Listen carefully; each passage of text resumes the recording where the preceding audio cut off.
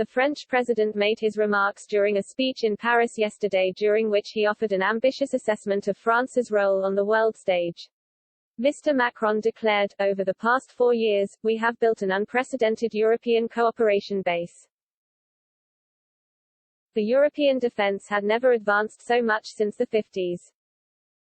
In terms of large industrial projects, in terms of joint operations, both on our soil by developing a common culture of intervention, but also abroad, whether through missions within the framework of NATO or missions we have developed within the European framework.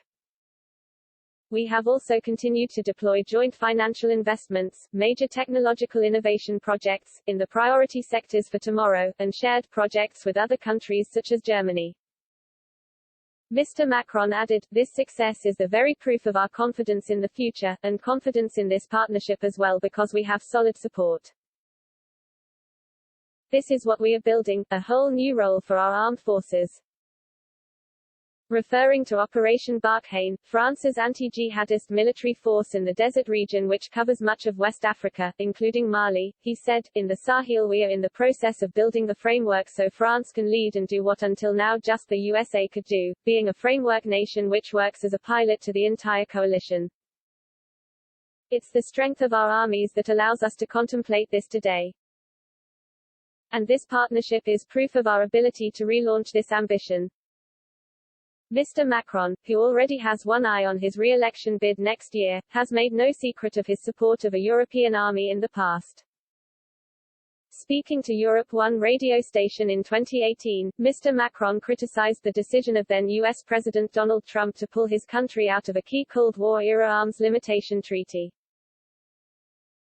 He said, "We have to protect ourselves with respect to China, Russia and even the United States.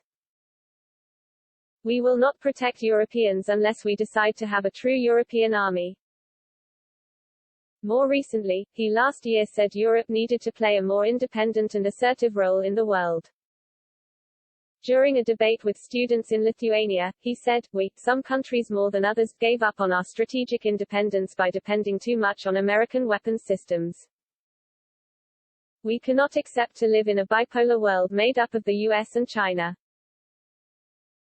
Concerns over the prospect of an EU army were also highlighted last month after it emerged the bloc was planning to spend millions arming Frontex's standing corps with 2,500 semi-automatic pistols, and 3 million rounds of ammunition. Commenting, former Brexit Party MEP Ben Habib said, "What we have here is not just a border force but a force which can be used within and therefore potentially against member states. Europeans who value their independence should be very worried.